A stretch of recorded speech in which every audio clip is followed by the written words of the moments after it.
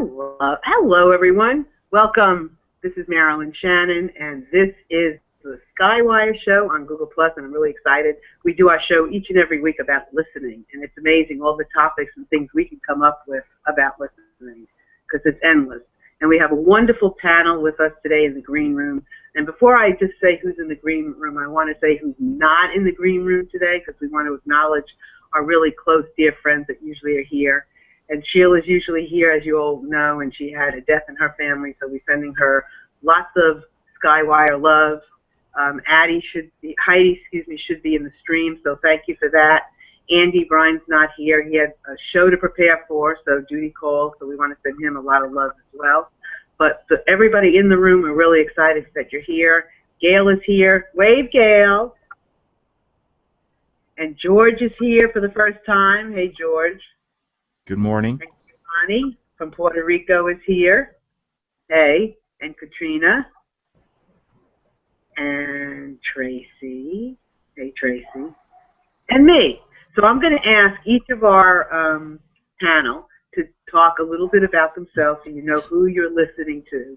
The topic for today is mindful listening. It's listening past the noise, past the distractions, past the agendas, past the emotional yuck, and getting to experience that inner peace, so that when we do, we kind of exude that into the world, and then the world becomes and will be and is a much more peaceful place to live. So I'm going to start with Gail. So Gail, tell us a little bit about who you are and just a teeny tiny little bit of how you see mindful listening. Okay, thanks. It's great to be here as always. I am Gail Harris, and I am a professional writer and author, and I love writing about parenting, self-love, and intuition, and really what the benefits are of connecting in with the spiritual in our everyday life. And I have a memoir coming out in October that I co-wrote with a deaf woman who can't hear at all, but she certainly listens in other ways, and it is actually her story. It is her journey to self-acceptance and to finding her daughter, who she adopted, who is also deaf, and it's entitled Finding Zoe.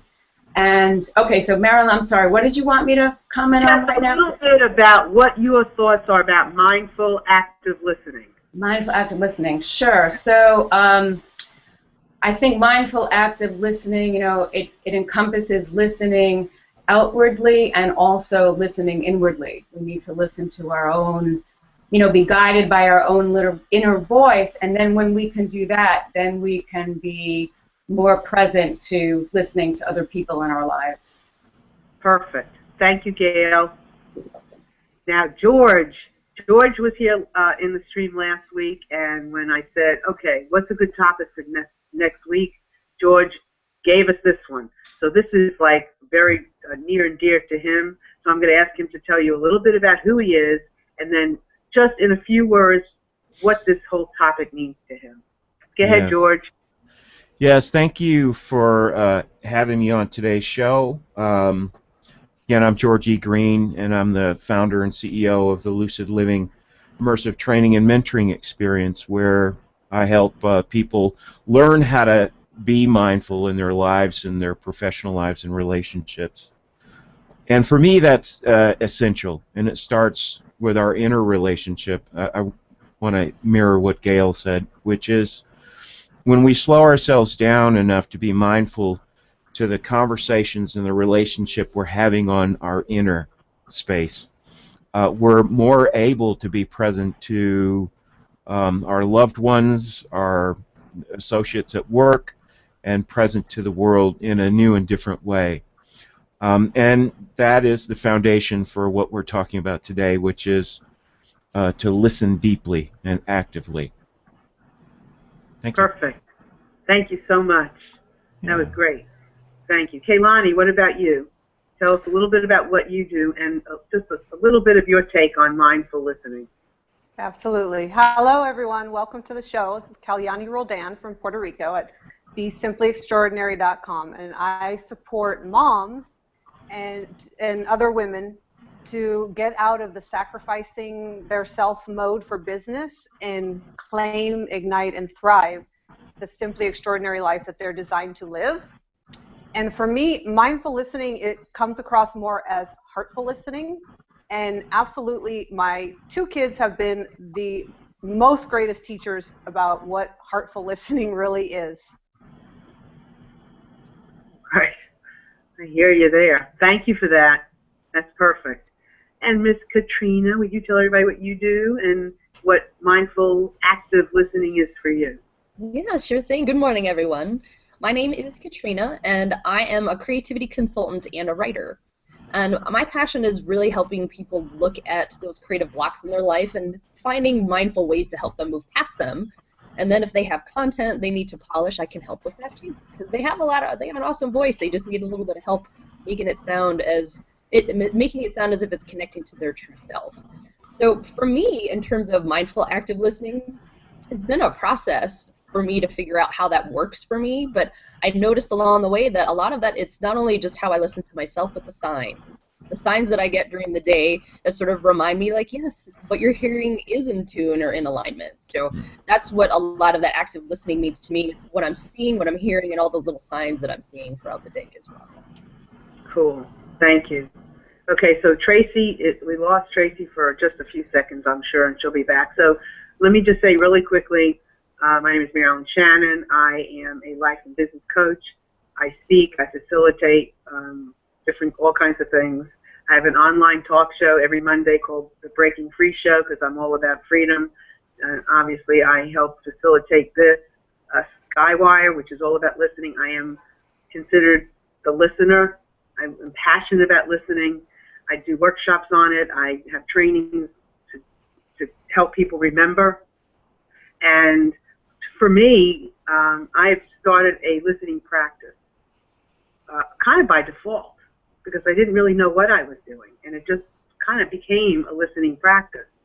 And so for me, mindful active listening is my listening practice. It's a constant thing that is humorous, it's loving, it's all of these things, and I've had a ball with it this week, and maybe I'll have an opportunity to share some of the things that I have been through this week because of being, listening practice, and it's a consciousness. It's taking everything and bringing it into this conscious moment where you're the human and the spiritual at the same time, because you've got to live it to experience it and to use it. It's one thing for it to be out here, but we need to make it more human so that we can share it and we can live it. So I'm happy to be here, and I look forward to Tracy coming back, and when she does, we'll have her introduce herself. So George, I'm going to ask you to kind of, at this moment, share some of this thing about the difference between listening and hearing, because that's a huge, huge, huge, huge, huge, huge, huge piece. Because many times we think we're listening when we're only hearing. So why don't you take it away now, George, and then we'll discuss what you said. Thank you, Marilyn. So the foundation of our conversation here and how we describe the difference between our normal method of taking in information, hearing, and a more mindful, focused, directed way of listening or active listening. The foundation here is that we live in and we're steeped in a culture of massive distraction, competition, a lot of crisis, which gets pumped up through the media. And that's not to lessen the things that are going on right now, but that is the world of information that swirls around us. And the reality is that everybody, unless you live in a cave or you're a monk and you meditate 7 hours a day, you're affected by that distractive environment. You're affected by the crisis, culture of crisis. That all puts us into some relative level of survival and or fight or flight, which diminishes our ability to be focused and to truly listen. Active listening, or deep mindful listening, is a process of being so fully present to whatever's in front of you. Let's say someone that you're having a conversation with. In hearing mode, more often we're thinking about how we're going to respond or what we're going to say next, rather than really giving our full attention and our hearts to the person that's speaking.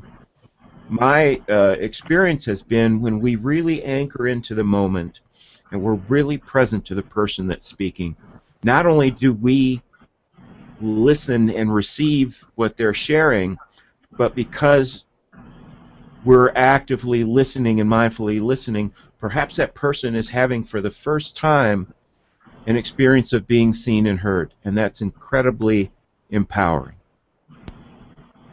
Mm-hmm. That's beautiful. Here we are. Yeah, that's beautiful, George. Mm-hmm. It's funny. It's interesting because I think I know that listening comes with emotion. Hearing is more one plane. So you know the difference. And then Mark on the stream said it's minus the ego, Mm-hmm. which is very true. And then, of course, minusing the ego, you don't have the emotional attachment or involvement that you would. So I think that's very key. So, okay. Tracy has it. Would you say, Tracy? Yes, past the ego. Yeah, exactly. You have to get past the ego because in the hearing is where the agendas are. That's where the insecurities are in the hearing. But when you get to the listening, you're way past that. That's perfect. Any other points, George, before we go on with everybody else? Yeah. The basic here is because we've all acclimated to a level of distraction and disengagement, we're missing so much of what the world has to offer. So one of the comments that I receive from my client partners who are engaging in training in a mindfulness practice is how much more enriching and rich their life experience becomes. Every moment holds the potential for miracles. Every moment that we perceive as ordinary has the potential to be extraordinary. What makes the difference is how willing you are to pour yourself, the entirety of yourself, and your attentions upon one thing. That's the present moment. So that's for ourselves and our outer relationships we have.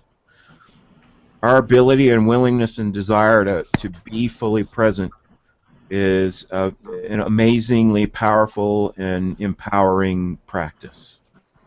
Yeah. Yeah. If we don't look for miracles, we're not going to see them. Thank you. Yes. So, Gail, I know you've been sitting back and you've been listening. How did you know that I needed to jump in and talk right now? Go right ahead. I think what George has said is it's just like, that's it. It just gets to the point. And I want to say something about that. But before I do, I just wanted to give a big hug and a kiss to Mark Seidel. Hi, Mark. How you doing? I hope everything's going great. Okay. Like the now, the now is, like I have this spiritual teacher, and he always said, and I believe this wholeheartedly, that all you really have is the now and the cosmos, or spirit, or whatever word you want to use. And it's like, when you are in that present moment, like I have found myself, George, you had said, like if somebody's speaking, you're ready to start thinking about what you're going to say, so you sort of stop listening. I could do that a lot, And the thing is, when you don't, because you're worried about what you're going to say or whatever, so of course you're out of the present moment. But when you don't do that, or I'll just speak personally, when I don't do that, and I'm so present, and I'm like 100% hearing what that person has to say. It's almost like I'm just like one with that person, and in that present moment, what I need to respond, that'll just come to me right then and there because I'm in the present moment. So I'm listening outwardly and I'm listening inwardly, and it's all right there in the present moment. Yeah. Can I pop in here, Marilyn? Yeah, Tracy, and tell everybody who you are also. Oh, okay, thanks for, hi everybody, Tracy Baker here, Healthy You Community, I don't know what else to say because I'm so concentrating on the conversation. I'll say an official close at the end, I guess, but we were talking in my book club this morning. We happened to be reading Eckhart Tolle's Power of Now, or Eckhart Tolle, however, tomato, tomato. But we were listening to, the point came up about the silence in between. Just like Gail said, and George started, we are so concentrated on what we're going to say next, and that brought up the point of the silence. Can we listen with our full body, heart, and mind, and then take a deep breath and have a moment of silence in the conversation to then gather our thoughts and respond? And if we were comfortable with the silence in between spaces in the conversation, we wouldn't be so apt to be concentrating on what our next comment's going to be. If both people or all people in the conversation are so concentrated on being heard, then they don't listen because they're so concentrated on being heard. And it's so funny that, the universe is a magical place, that all of this just came up in my book club this morning, and I'm like, this is going to be perfect for listening today, because it's the silence, it's the differentiating between the noise of what's going on. And George has been helping me with my full body breathing, which has been fantastic, and really closing off the noise of the world and the noise of my mind, because I've got a whole committee in there that talks, and really staying in full body breath. And the silence has been amazing to listen to. Can I just say, I saw or heard Eckhart Tolle speak several years ago, and the darndest thing. He got up on the stage, and it was a room full of people, and he sat in a chair, and I kid you not, for the first, it might have been 2 minutes, 3 minutes. Yes. It felt like 5 or 10. He said nothing. All eyes were on him. He said not a word. It's lovely, isn't it? Oh my God, it was amazing. Because of course, you start to go like, what the heck is this guy doing? You start to squirm in your seat and all these things. It was that pause, that sign that he uses, that pause, that's what he did. And it's in that transition, and he was brilliant with how he did that. So thank you very much, Tracy, for bringing that up. That was really very good. Such a wonderful contrast he created, and it really illustrates how uncomfortable we can be, many or all of us, in trying to fill empty spaces rather than be in that space. And it really speaks to another pattern of habituation we're in, which is doing, rather than just stopping, dropping anchor, and being, and listening, and feeling. And that's masterful.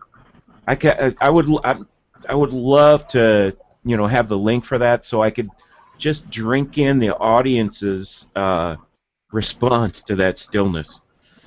It was called. Do you know? It's a community up in upstate New York. I can't remember what it was called, but they do all kinds of spiritual workshops and all kinds of everything up in Rhinebeck, New York. I think it's where it's from. And they did a thing in Florida, and he was one of the keynote speakers.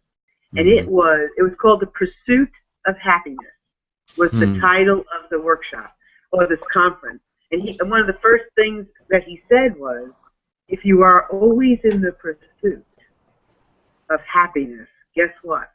It will pass you by. Because while you're in the pursuit of, you are missing it. Yes. And that's just, it was ingenious. So it was very exciting. I'll never forget that. Those are those moments that you can never forget. So, Kaylani. Yes. Right there. I have been listening quite a bit to everything going on, and I have some of my own insights about it. That as I'm listening to everybody talk, something that's coming up is that it almost sounds like there's a energy or an air of topic that's not been said, but is what's being indicated behind the scenes, that we're talking about active listening when two people are engaged in what might not be the most pleasant conversation. I don't know. That could just be my interpretation. But overall, what was coming up for me is that sometimes it seems like because we're having any kind of conversation, that means that there always needs to be words being exchanged. So it's not even about just taking the moment of pause, but it's just that somebody else doesn't always have to have a response to everything that's being said. Sometimes somebody just needs to speak what they believe is their truth. And I have this experience this week with my kids, and God, over the years, that's why I said they're the most amazing teachers for me, because I learned to call it heartful listening rather than mindful listening, because the mind tells me all kinds of things that don't often serve. And there came a point that I had to say, I have to step into my heart and just be quiet, period, sometimes when the kids are expressing what they believe is their truth. Because I don't want to come across as though my truth is now their truth, because I think I need to say something, whether it's a conflicted situation or whether it's just life. We all have our own truth. And at that moment, I don't necessarily even look for a pause in the conversation. I just say, hey, they're just expressing their truth. I'm going to be here with them in that moment and know that I don't have to have an answer. I don't have to have a response. I can just be. Like George is saying, just be. We don't always have to be active in conversation to be conversing with somebody or people that we're with. We know there's so much more that's going on besides just what's coming out of our mouth. And I think that's the core of getting to heartful listening, and also connecting into yourself and knowing where you are in relation to what that conversation is that's happening, that you're not in some sort of position that you think you need to present your truth onto somebody else. Exactly. That's a really good point. Sometimes there's nothing to put there. I had a client this week, and she had a dispute with somebody that she was working with, and she wanted to talk to her boss. But every time she goes in to talk to her boss, the boss doesn't stop doing something. She's always typing, she's always working, and she half listens to what this woman says every time she walks in. So I said to her, go in, ask her if you can have a few minutes of her time, and then say nothing. Then say nothing. Because if you don't say anything, she will get uncomfortable with the silence and stop. Just don't say a word, and then see what happens. Because usually she'll just tell her what she needs while she's typing. It doesn't help. Just don't say anything. So that was perfect. Okay, I see that Tracy has a comment. So Tracy, you want to tell us what that is? I do. Mark Seidel and Heidi are out there talking and having a great conversation within our conversation, and they're talking about music. And Mark says, even silence in music is beautiful. Great example of someone who uses moments of silence in her music is Joni Mitchell. And then he does go on to say music in this day and age, crazy, but he's showing his age, so we won't put that quite up there. And then Heidi responds to him, music without silence is impossible. Music is created by the subtle moments and harmonic exchanges between sounds and silence in my eyes. And beyond every sound, there is its own silence. So we were talking in the green room about me listening to Simon and Garfunkel's Sounds of Silence, and how I'd like to hear everybody's thoughts, especially George's.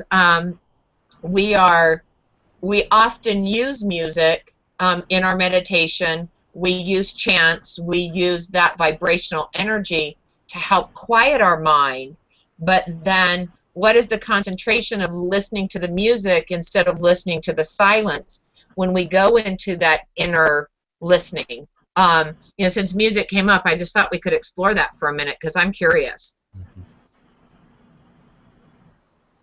Well, thanks for the invitation to speak to that. Actually, part of our collaborating together I sent you a second MP3 beyond your practice MP3, which is called Trance Chant, and it's literally, I recorded myself reciting the Jewel in the Lotus Sutra, which is Om Mani Padme Hum. And it's repetitive, it's hypnotic, there's some very unique things that happen in the music and the time signature. What happens when we use music as a mantra, or in your case, in our practice, we use our breath as our mantra, with whatever we focus and rest the entirety of our attention upon.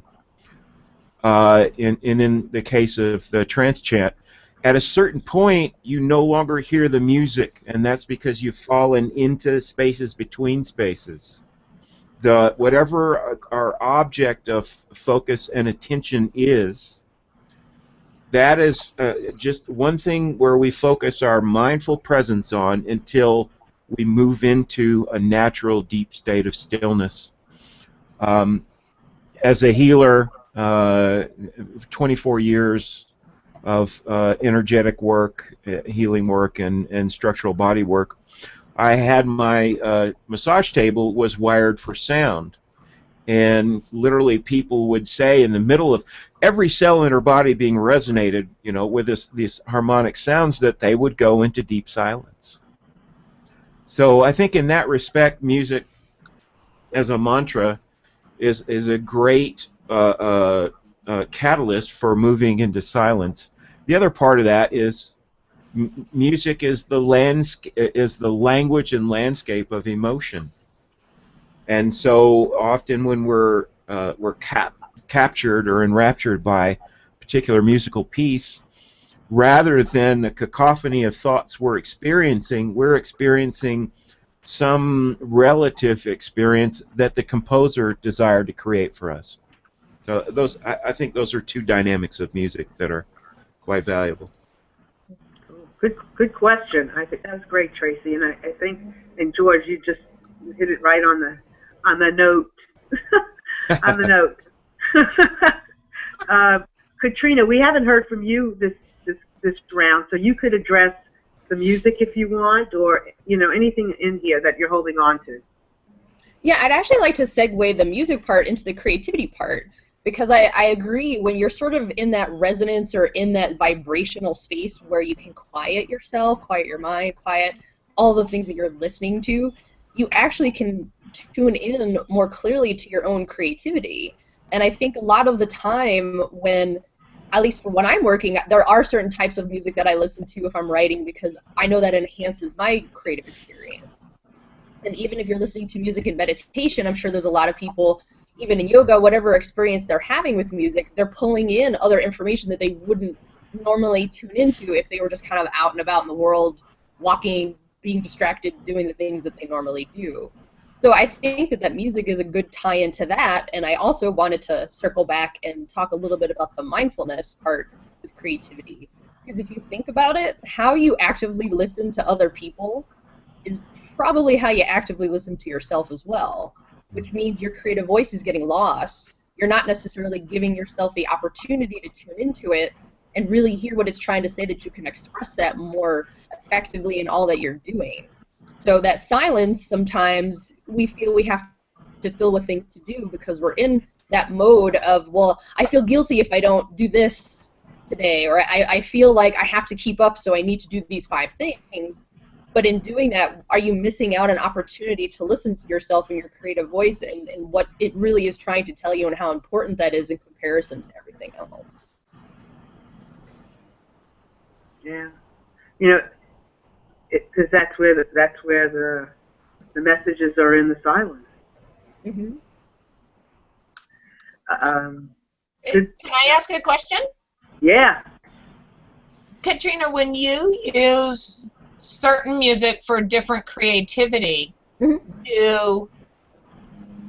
Does that just listening to that or having that in the background, does that help you get more silent in your creativity because your other parts of your brain are kept busy. I don't know the proper biological terminology, but the other parts of your brain are kept busy with the music so that the rest of you can concentrate on this creative action that you're doing.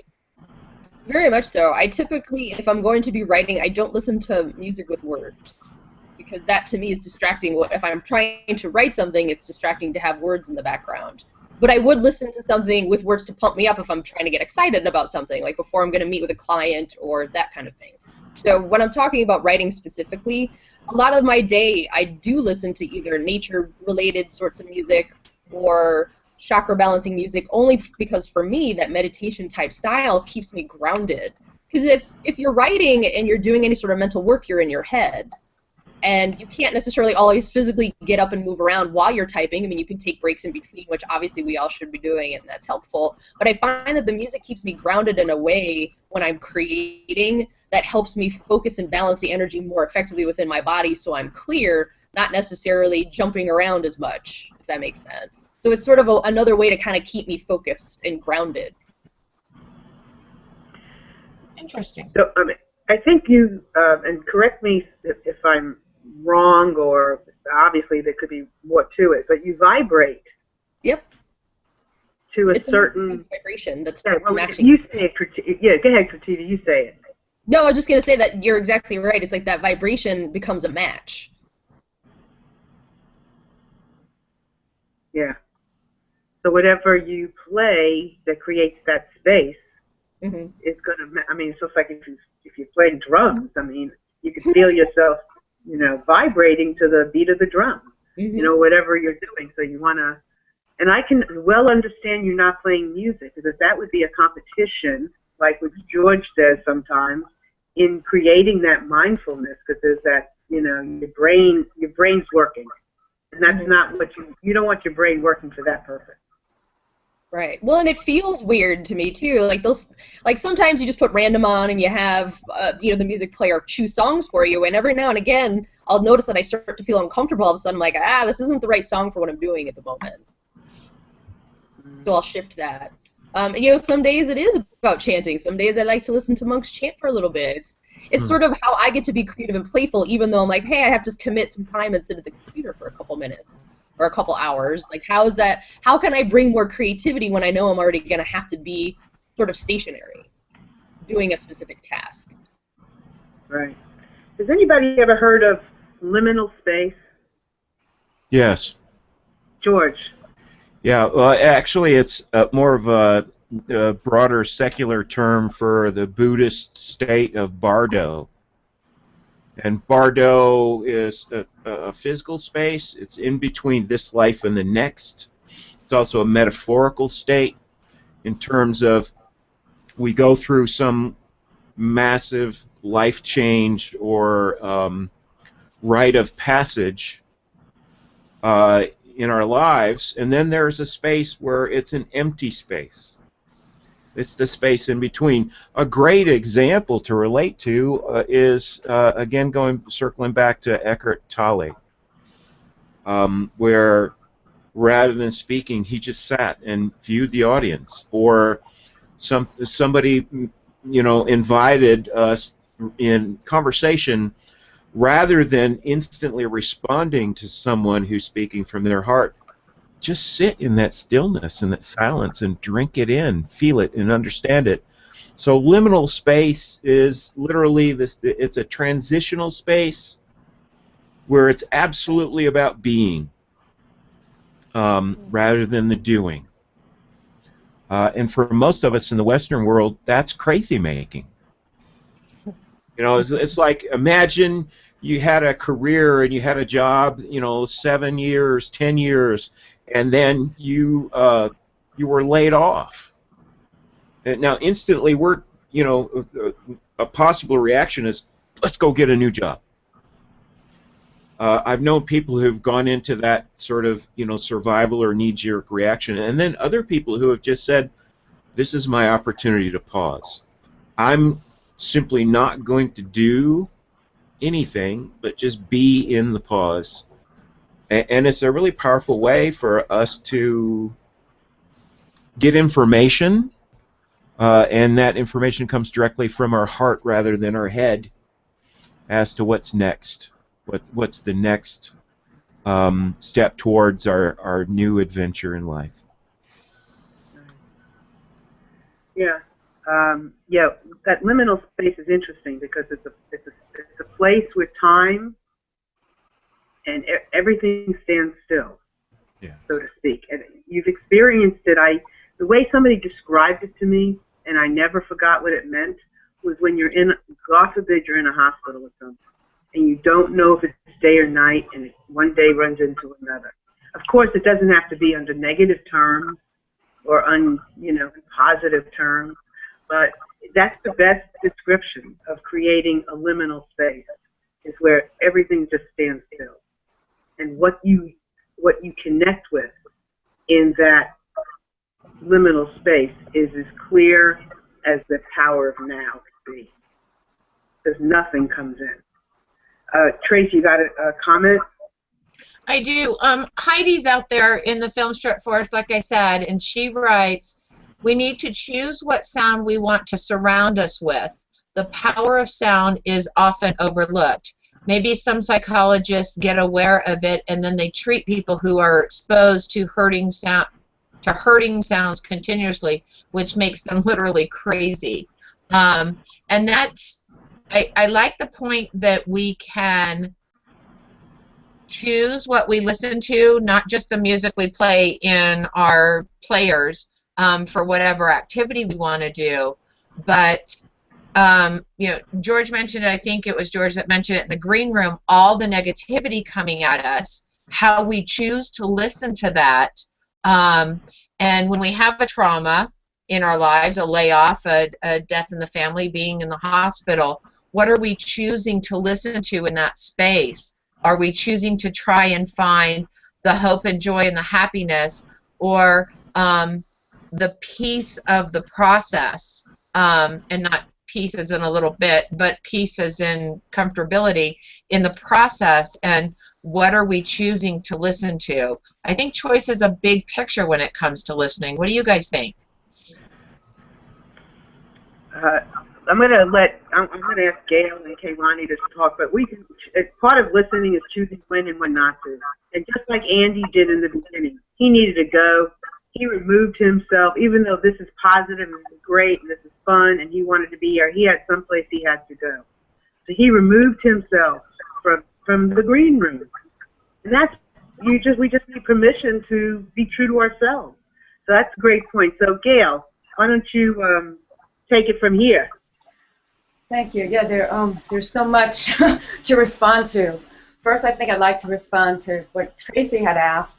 And I would say that, yes, choice is such a huge part of this. I think, for example, we have to actively choose what we want to listen to. And in the same, the opposite side of the same coin, we have to choose what not to listen to. Like, I know myself, I don't listen to the news. I don't want all that stuff coming into my mind, all that fear and the negativity, because it just makes me afraid and negative, and so like I have chosen not to listen to that stuff. I think choice is huge. I think we have to make active listening a priority in our life. It's like we have to actually choose knowing that that's important to us, because if we don't make that choice, all that stuff, the news and whatever it is, it's just going to come pouring into our minds, and it's not easy. There's just, the world is, clamoring from every direction. Information is coming in, and we have to make it a priority, or I'll say I do. Like, I make it a priority to make active listening. So make it a choice so I can be in the moment. And there's more, but I'll let somebody else go now. Well, that's where the consciousness comes in. Yeah. Conscious in the moment, you can choose when and when not to, or how to. Right. Or, and it's about being in your whole body. It's about having that heart-head relationship, which some of us call being coherent. When you're in that state of coherence, your heart and your head are working in a marriage, and they're working well together. And you make the choices to take the action that your heart thinks is, or knows is the right thing, I should say. Kaylani. Yeah, thanks, Marilyn. I want to share, for me, what's coming up is listening, silence, noises. It all comes back to energy for me. And something that I came up when Heidi put up the surrounding ourselves with the sounds that resonate with us or that are important to us. I had a recollection of, I've always been really okay with silence. I actually, maybe because I grew up in a family where I had a mom that chatty all the time, and I learned to really be okay with just being by myself and being in the quiet. Even by myself, I don't need a lot of music playing all the time, although I love music in certain situations. But I found it interesting that growing up in like a city life environment, as I got older and I moved out on my own, I always seeked out living in the quiet mountainous areas or the quiet beach where I could hear the ocean. It seems like energetically those sounds for me, whether it's nature, whether it's the in and out of the ocean water, it's calming, it's soothing. For me, it actually promotes that silence that feels good, because energetically it comes back. And like right now, I live across from the airport, so I hear planes all day long, and I know this comes in there because you hear people often say, don't you hear that train going by your house? And the person will say, well, no, I've heard it so long, it's like I choose not to hear it anymore. It's gone. And I have that ability to not hear the planes going in, but I still hear planes all day, and I hear activity of other people, and I notice my energy is so much different. And even when nighttime comes, I'm seeking the silence, and you don't always have it when you're not surrounded in a place that promotes that. You still hear that movement all the time, and energy is flowing through your body from those sounds that you're hearing, because you are actively listening at any given point. Unless you put earplugs, and even then you can still hear things. So I really love what Heidi was saying about, the surrounding yourself, but also choice and choosing what to surround ourselves with that actually enhances our ability to be more fully self-expressed in life. It's important. Heidi also said something earlier in the week that was really good, Kaylani. And Heidi said something earlier in the week, and she could phrase it better than I can, but she commented on the event page something that there's never no sound. There's always something going on. Whatever's going on, the ticking of this, the clicking of that, it's up to us to go inward. It's up to us to take that transition moment and go in and create something wherever it is. That's our right. So like Kaylani's saying, she's living across the street from an airport. So she's hearing, she's feeling, she's sensing, she's knowing. Sometimes you can cut certain things off, but then you have the head going on. So she has to actively choose what she wants to listen to and what she doesn't. And that is her choice. And that's what you do when you break through the noise. Whatever the noise is, break through the noise, get to that place. Oops. Something is echoing again. Okay. I had a quick comment or question. Yeah. I think that Kaylani brings up a good point about tuning things out or selective listening in that sense, because I feel that sometimes people do that to each other.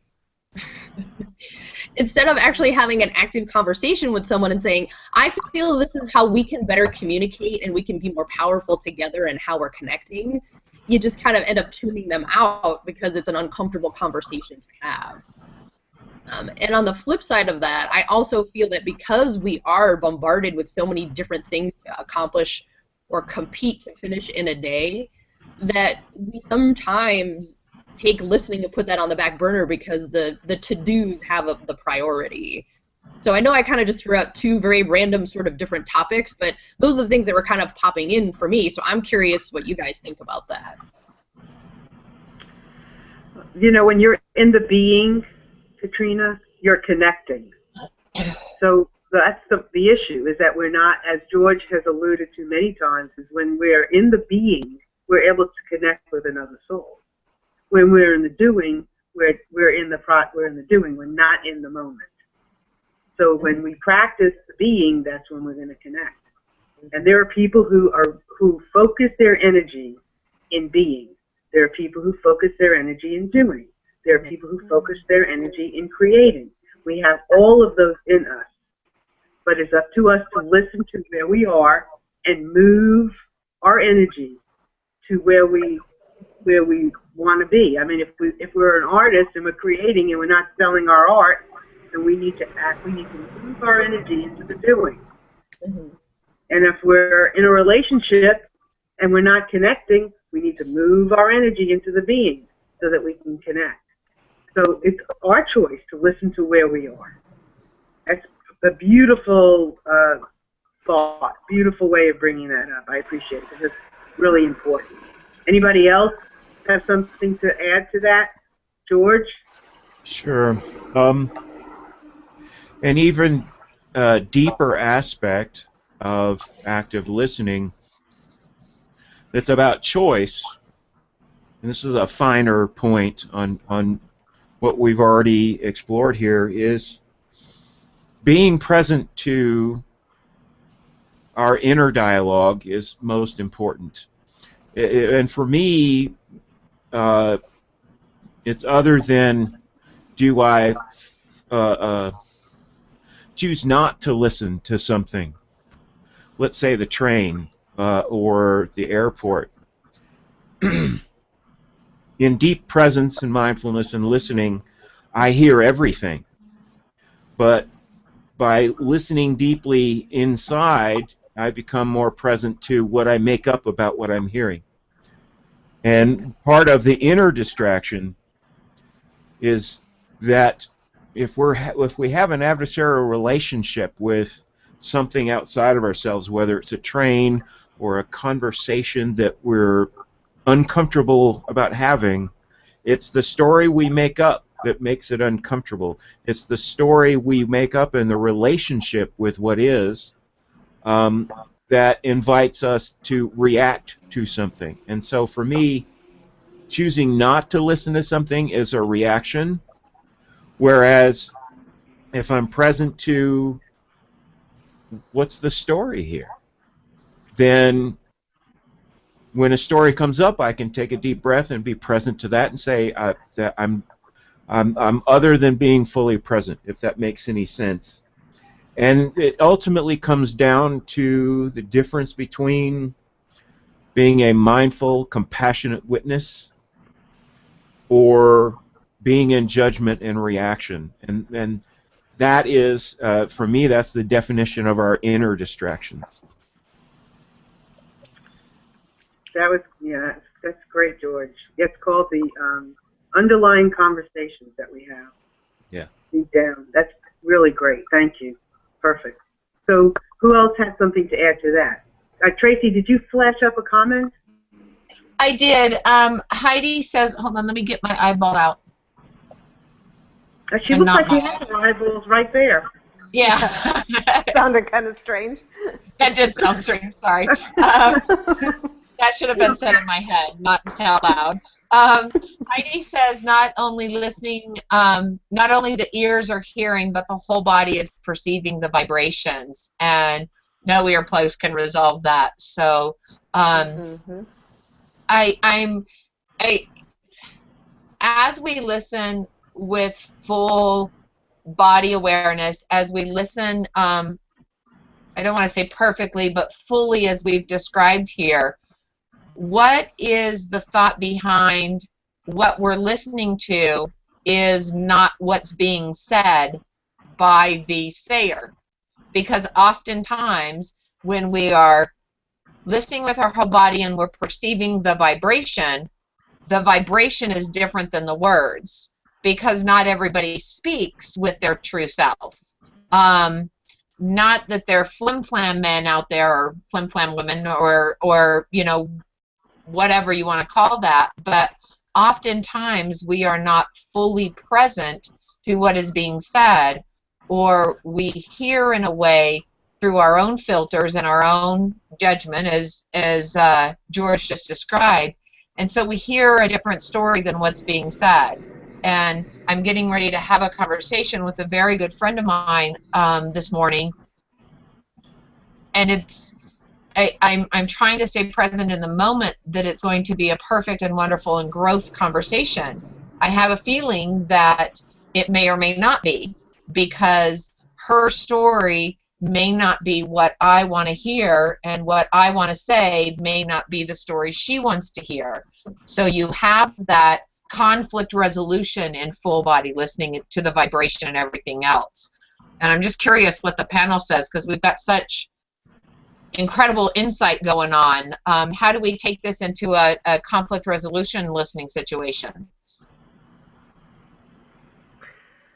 Well, I'll go ahead, you go. Thanks.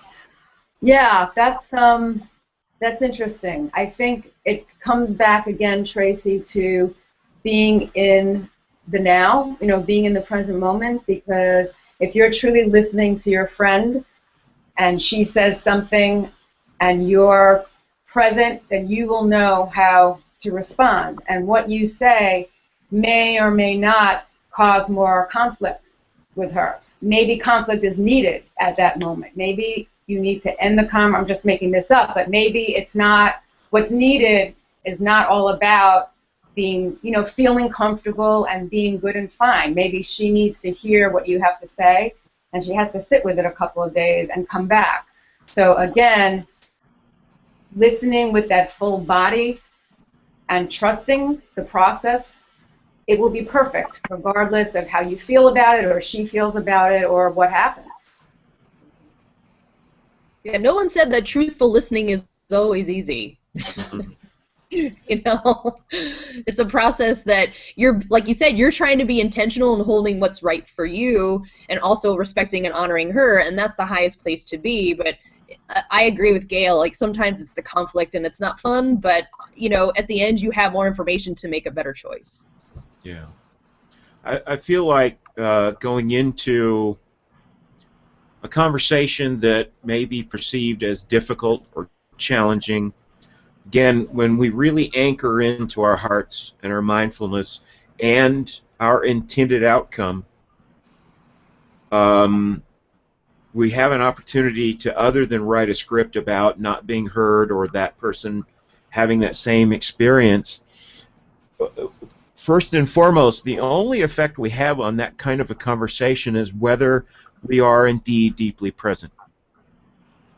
And when we have a perception of being on different levels and not yet in alignment and agreement, the most generative thing we can do is pour ourselves into listening to that person, whether we have a story that it's misaligned or right or wrong, because, again, giving the gift of full presence and full listening and allowing someone to have an experience of being heard is probably one of the most not only empowering but diffusing gifts we can inject into a potentially challenging conversation. Because what's active here, as you describe it, are somewhat opposing viewpoints. And so if we come in from the space of argument and adversarialism, that's indeed what we'll create. And that's just an example. I'm not necessarily speaking to your conversation, Tracy, but again, I think all conflict. I can't think off the top of my head any conflict that needs to be resolved is not a matter of someone's perception versus another person's perception. I mean, you can take all of the yuck that we see on the news and the negativity talked about earlier, and it's all a matter of perception. So that is the true definition of conflict resolution, is trying to match up the perceptions in order to get on an even plane of expectation and intention, and then finding a path to the end of the conflict and a solution, which is just fascinating conversation most of the time. No. Indeed. Yeah, it's about creating a bridge between two different points of view, Mm-hmm. and the bridge is called agreement. And it's not necessarily that we're agreeing that my point of view is correct or this one is just an agreement that we desire to move into greater resonance and alignment. And again, I love what you just said. You know, we're steeped in this amplification in the news of conflict and opposition, polarization. And so we can be present to that as a story and make a different choice, that being I'm going to listen to and identify what's essential and true for me and for you. You know, I just had a thought that I don't think I've ever had before, and I'm steeped in, you're using the word steeped, in conflict resolution because I am a mediator. But, and I do, part of what I do, I talk about listening in conflict when I do workshops, because when you hold listening so true, there really isn't, the conflict becomes so much easier. What I was going to say was, we only know that the way people are communicating is in conflict. We don't always know that what's behind the communication is in conflict. The meaning of what people are saying. We don't, sometimes it's all the same. It's just how we communicate it is different. I don't think I've ever said that before. Well, you should say it more often. It was really good. I feel it, I mean, seriously. That's just like, thank you, Lord, because that just came down from above. Can I pull up Heidi's comment on this conversation? Go ahead. It says, Tracy, these are all the main skills of a good coach: to listen to the possible ways and to uncover the incongruities, great word, and then go ahead from what you are hearing. And that's true. I know a lot of us are coaches in the room and mentors in the room, and to be able to sit with our clients, mentees, for me sponsoring, all of that stuff, to be able to really sit and listen and put ourselves in, you know, the miles of the shoes of the other person and be able to hear and resolve.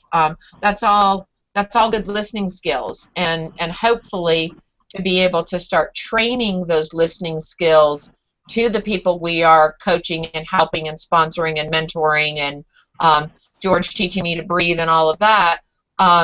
For me to be a good listener, for him to be a good speaker, for him to be a good listener back to me, it's all a symbiotic relationship that coaches and mentors get into. And I know for me it's what makes my heart sing. I'm sure for a lot of you other mentors and coaches it is too. So it's a good point, Heidi.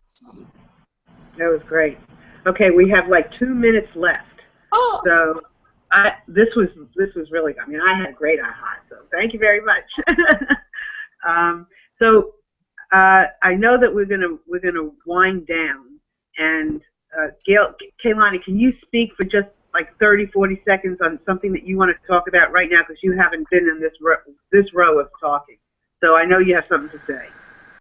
Well, I just wanted to add to what we were talking about on the conflict. Is for my personal experience, the times that I have found myself in a conflicted conversation is when I was trying to impose my truth onto somebody else, or when I was feeling like I was not being actively listened to.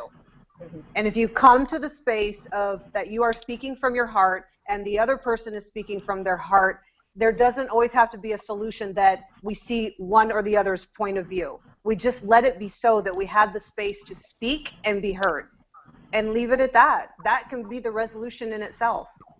Perfect. Thank you. Okay, we're going to meet here next week.